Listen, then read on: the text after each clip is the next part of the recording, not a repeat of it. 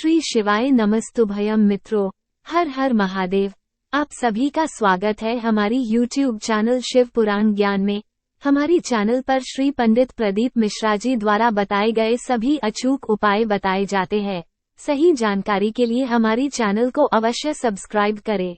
घर में रखा हुआ शंख अगर खाली है तो हमारे घर में रखा हुआ शंख अगर खाली रहेगा तो लक्ष्मी आएगी और जाएगी, लक्ष्मी टिकेगी नहीं। इसलिए घर में जिसके घर में छोटा सा भी शंख हो तो उसमें कटोरी में रखकर या कोई स्थान पर कलश पे रखकर उसमें पानी भरना चाहिए। अगर शंख में पानी नहीं है तो घर में लक्ष्मी नहीं, शंख कभी खाली नहीं।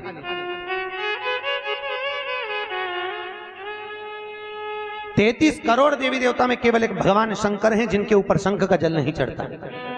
केवल एक शिव शंकर के ऊपर शंख का जल नहीं चढ़ता, क्योंकि शंकाचूर राक्षस को भगवान शिव ने मारा था और शंकाचूर राक्षस की हड्डी से शंख जाति का निर्माण हुआ था। इसलिए शंख का जल शिव जी पे नहीं चढ़ता। शास्त्र कहता है जो भूल से भी शंख का जल शंकर को समर्पित कर देता है 1000 ब्राह्मण की हत्या के बराबर उसको दोष लग जाता है। इसलिए शंख का जल शंकर को समर्पित नहीं।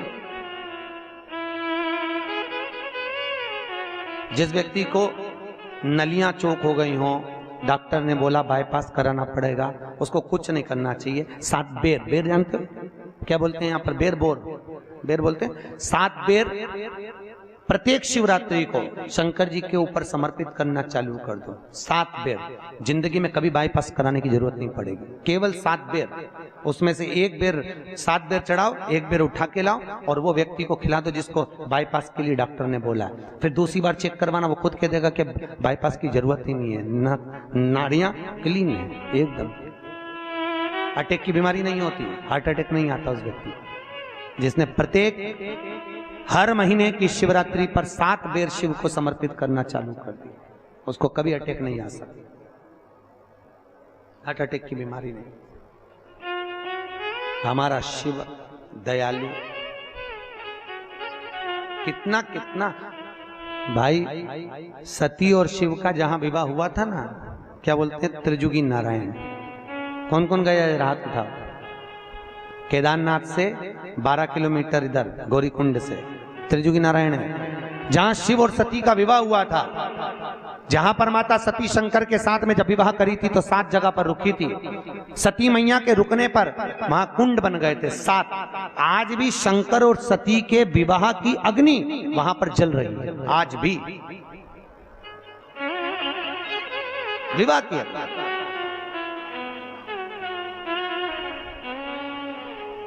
जो कैंसर का रोगी होता है, जिसको कैंसर जैसी बीमारी हो जाए, डॉक्टर भी हाथ ऊंचे कर दे, तब मेरे महादेव के त्रिजुगी नारायण का पानी दीजिए।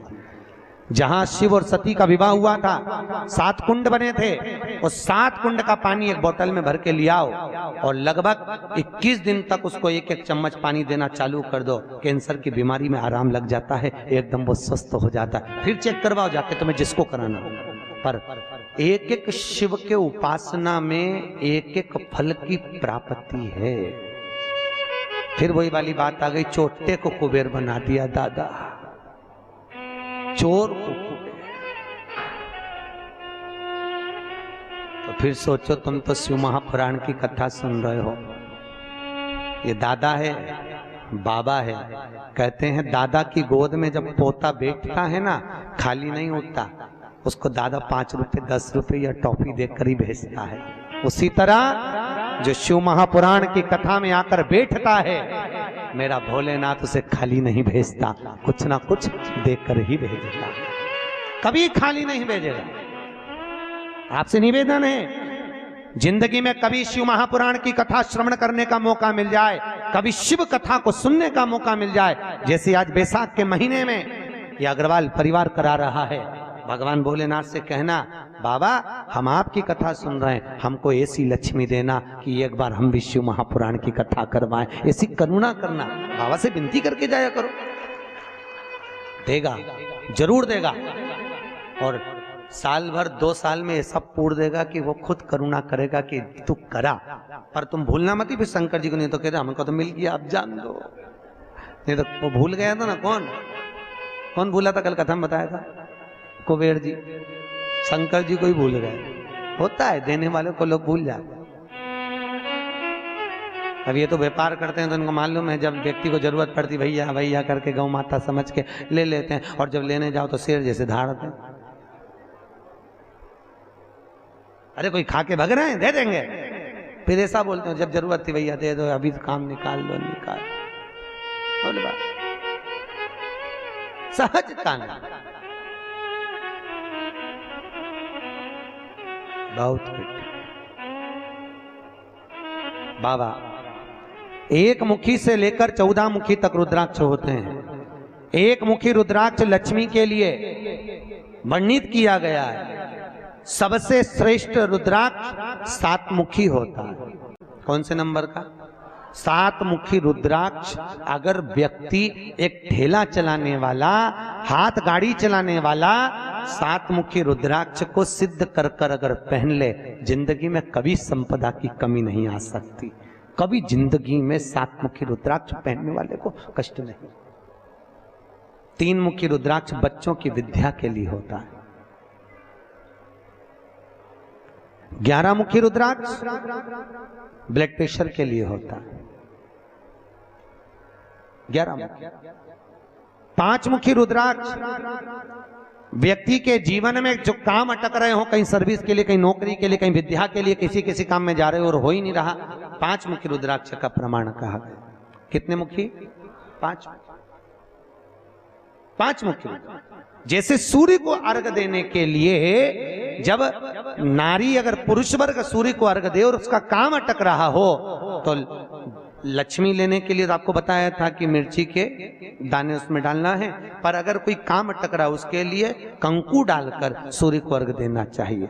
और अगर बच्चा पढ़ाई के लिए जा रहा हो, परीक्षा में पास होना है, सीए की पढ़ाई बैठ रहा हो या इंजीनियर की पढ़ाई कर रहा हो, या कोई सेमेस्टर निकालना हो, नहीं निकल रहा, तो 21 दाने पीले चंदन के करके उसको पानी के कलश में डालकर सूर्य को अर्घ दिलाकर बच्चे को परीक्षा देने भेज दो। जिंदगी में फेल नहीं हो सकता, पास होकर ही आएगा, अच्छे नंबर से होकर। तो अक्षत डालकर भेजा, अक्षत डाल, सूर्य का अर्घ भी मूलता। आज भगवान शिव की कथा कर रही है। 14 मुखी रुद्राक्ष संपदा प्रदान करने वाला है, पर जितने छोटे से छोटा रुद्राक्ष होता है उतना सुख संपदा प्रदान करता है। जितना छोटा होगा उतना सुख दे। क्यों पहनते रुद्राक्ष? क्यों पहनते तुलसी? कहा शिव महापुराण कहती है रोज गंगा नहाने जा सकते हो क्या? अरे बोलो तो। नर्मदा नहाने नहीं, यमुना नहाने नहीं, सरयू नहाने नहीं। प्रतिदिन व्यक्ति गृहस्थ में रहने वाला मनुष्य प्रतिदिन गंगा यमुना नहाने नहीं जा सकता। तो बाबा भोलेनाथ की कथा वेद व्यास जी ने कहा, जो वैष्णव जीव गले में तुलसी पहनेगा और जो शिव का भगत गले में रुद्राक्ष पहनेगा, जब स्नान करेगा उस रुद्राक्ष का पानी, तुलसी का पानी उसके शरीर से लगता हुआ जाएगा, तो गंगा यमुना सरयू सरस्वती सबके स्नान का फल उसको तुरंत मिल जाएगा, तुरंत प्राप्त। रुद्राक्ष पहनिए।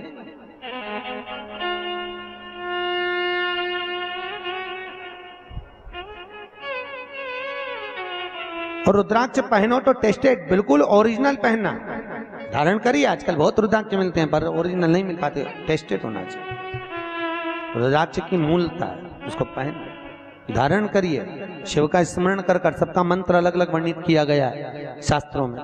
फिर आगे जो प्रमाण कहा गया, बाबा भोलेनाथ ने सुंदर आनंदमय सुख धारण कर कर कहा, भगवान शिव की आकाशवाणी होकर ब्रह्मदेव से कहा, ब्रह्मा 4 उंगल का शिवलिंग और मूर्ति घर में पूज्य होगी। मंदिर के अंदर अपने घर में ज्यादा बड़ी मूर्ति नहीं रखना चाहिए। मूर्ति अपने भूमि से 4 अंगुष्ठ के बराबर की होना चाहिए। इससे बड़ी मूर्ति घर में श्रेष्ठ होती है। और घर में जो भी मूर्त रखो, शिवलिंग रखो, गणेश जी रखो, लक्ष्मी रखो, ठाकुर जी रखो, नारायण लक्ष्मी रखो, पर वो पोले नहीं होना चाहिए, अंदर से ठोस होना चाहिए। जो मूर्ति अंदर से पोली होती है वो घर को पोला कर देती है।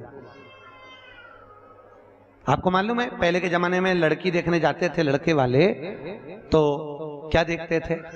लड़की का मुख देख कर आते थे क्या? क्या देखते थे? उसका पाँव। अरे जम के तो बोलो, क्या देखते थे? उसका पैर देखते थे, पाँव, पाँव देखते थे। क्या करते थे? लड़की से कहते जा बेटा पाँव को गीला करके आ। लड़की पाँव को गीला करके आती थी, उसको चला कर देखते थे। जिसका पाँव गीला करने के बाद पत्थर पर जम जाए, समझ लो घर को जमा ले। पाँव पोला निकल गया, समझ लो घर को। पहले मुख नहीं देखते थे, पहले पाँव। अब आज के जमाने में तो मुख देखकर विवाह किया जाता है। लड़की घनी सुंदर है। हमारे पास ही लोग आते हैं, महाराज अग्रवाल जी, बहुत लोग आते हैं, कहे गुरुजी हम लड़के की लड़की देख के आए, देखो गुरुजी कैसी है, बहुत जोरदार लड़की। हम 8 लोग गए गुरुजी, बिल्कुल नहीं बोली, इतनी जोरदार लड़की। हम 4-5 घंटा बैठे, बिल्कुल नहीं बोली। आप बताओ कैसी है? हमने कहा कैसी है वो तो तुम देखिए, पर वो काय को बोलेगी, अभी काय को बोलेगी, जब वो बोलेगी तो तू भी डोलेगी। बोलेगी। अगर आपको यह वीडियो पसंद आया है तो कृपया वीडियो को लाइक करें, कमेंट करें और हमारी चैनल को सब्सक्राइब करें। श्री शिवाय नमस्तुभ्यम।